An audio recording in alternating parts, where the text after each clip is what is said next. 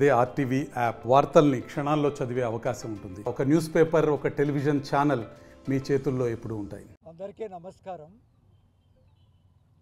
బద్వేల్ నియోజకవర్గంలో వైఎస్ఆర్ కాంగ్రెస్ పార్టీకి చెందినటువంటి నాయకులు కానీ లేకంటే వాళ్ళ మద్దతుదారులు కానీ మరి కక్షపూరితంగా వాళ్ళని ఏదో ఒక విధంగా ఇబ్బందులు పెట్టి వాళ్ళు ఈ పార్టీకి దూరం చేయాలి అనేటువంటి ఒక ప్లాన్ ప్రకారం ఒక తెలుగుదేశం నాయకులు కానీ ప్రభుత్వ అధికారులను ఉపయోగించి ఈ మధ్య అనేక అక్రమాలకు అన్యాయాలకు ఈనాడు పాల్పడుతూ ఉన్నారు. మేమేం చెప్పినామంటే ఇంతకుముందు కూడా ఏదైతే మా ప్రియతమ నాయకులు జగన్మోహన్ రెడ్డి గారు జగనన్న కాలనీలు అని చెప్పి ఇచ్చినటువంటి ఏదైతే కాలనీలు ఇచ్చారో ఆ కాలనీలో ఉండేటువంటి భూములను కూడా కొంతమంది ఎక్కడి నుంచో వచ్చేసి అవన్నీ లాక్కొని వాళ్ళు ఆక్రమించుకొని గుడిసెలేసినటువంటి విషయం గురించి మేము ఆర్డీఓ గారికి కానీ మిగతా ప్రభుత్వ తహసీల్దార్ గారికి కానీ అందరికీ చెప్పినాం. కానీ సంవత్సరం నుంచి ఆ వందలుగా ఉన్నటువంటి ఆక్రమణలకు గురైనటువంటి దాన్ని తొలగించరు. అదేవిధంగా బద్వేల్ చుట్టూలో బద్వేల్ చెరువులో దరిదాపు 300 మందికి పైగా ఆక్రమణలకు గురైనటువంటి అన్యాక్రాంతమైనటువంటి స్థలాలు ఉన్నాయి. దాని గురించి మేము చెప్పాం, దాన్ని తీయరు.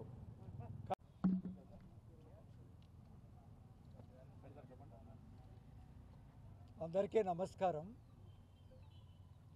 బద్వేల్ నియోజకవర్గంలో వైఎస్ఆర్ కాంగ్రెస్ పార్టీకి చెందినటువంటి నాయకులు కానీ లేకంటే వాళ్ళ మద్దతుదారులు కానీ మరి కక్షపూరితంగా వాళ్ళని ఏదో ఒక విధంగా ఇబ్బందులు పెట్టి వాళ్ళు ఈ పార్టీకి దూరం చేయాలి అనేటువంటి ఒక ప్లాన్ ప్రకారం ఒక తెలుగుదేశం నాయకులు కానీ ప్రభుత్వ అధికారులను ఉపయోగించి ఈ మధ్య అనేక అక్రమాలకు అన్యాయాలకు ఈనాడు పాల్పడుతూ ఉన్నారు. మేమేం చెప్పినామంటే ఇంతకుముందు కూడా ఏదైతే మా ప్రియతమ నాయకులు జగన్మోహన్ రెడ్డి గారు జగనన్న కాలనీలు అని చెప్పి ఇచ్చినటువంటి ఏదైతే కాలనీలు ఇచ్చారో ఆ కాలనీలో ఉండేటువంటి భూములను కూడా కొంతమంది ఎక్కడి నుంచో వచ్చేసి అవన్నీ లాక్కొని వాళ్ళు ఆక్రమించుకొని గుడిసెలేసినటువంటి విషయం గురించి మేము ఆర్డీఓ గారికి కానీ మిగతా ప్రభుత్వ తహసీల్దార్ గారికి కానీ అందరికీ చెప్పినాం.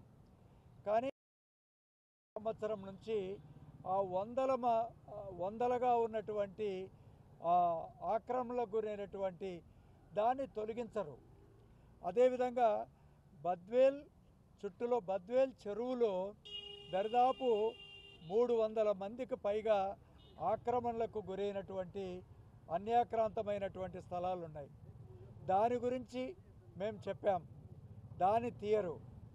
కానీ ఎవరైతే వైఎస్ఆర్ కాంగ్రెస్ పార్టీకి ఈ మధ్యనే ఒక 3 రోజుల కింద యువత పోరు అని చెప్పి ఇక్కడ జరిగింది.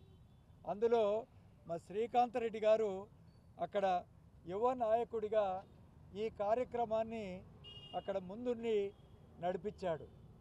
దాంతో కక్షగా వీళ్ళ ఇల్లు పగలగొట్టాలి అనేటువంటి కంకణం కట్టుకొని ఏమీ ఎవరికి తెలియదు, నోటీసులు ఇవ్వలేదు, ఏం లేదు. సాయంత్రం 3 గంటల నుంచి ఒక డ్రామా నడిపి రాత్రి మేము 10-11 దగ్గర కూడా చేయొద్దండి, మీరు ఏదన్నా ఉంటే ఏదైనా ఆక్రమణకు గురైతే మీరు చెప్పండి, దాంట్లో ఎక్కడెక్కడ పోయిందో ఎన్ని ఇల్లు పోయినాయో మీరు డిమార్కేట్ చేయండి, దాంతోపాటు మీరు అన్నీ తొలగించమని చెప్పినాం. సరే సార్ అట్లే చేస్తామని చెప్పి రాత్రి పోయేసి తెల్లవారుజామున 4 గంటలకు వాళ్ళ ఇంట్లో 2 ఫ్రిడ్జ్లు ఉన్నాయి, తర్వాత ఎయిర్ కండిషనర్ ఏసీలు ఉన్నాయి, తర్వాత ఫర్నిచర్ ఉంది.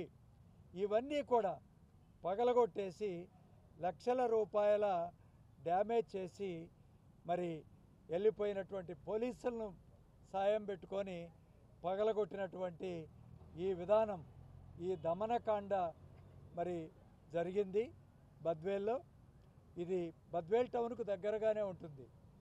ఈ విషయం ఇది ఈ వివక్ష అనేదాన్ని మరి చాలా ఇది కరెక్ట్ కాదని చెప్పే జిల్లా కలెక్టర్ గారికి నేను, మా గౌరవ ఎమ్మెల్యే గారు, తర్వాత మిగతా నాయకులంతా కూడా మరి చెప్పడం జరిగింది.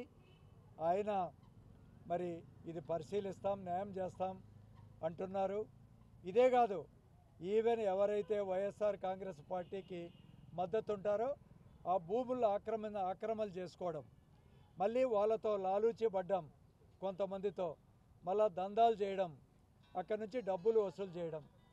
మీరు కన్నా ప్రెస్ వారికి కూడా ముఖ్యంగా విజ్ఞప్తి చేస్తున్నాను, మీరు బద్వేలు పట్టణంలో ఈ భూదందాలు ఏ విధంగా జరుగుతున్నాయో తెలుగుదేశం పార్టీ నాయకులు ఇప్పుడు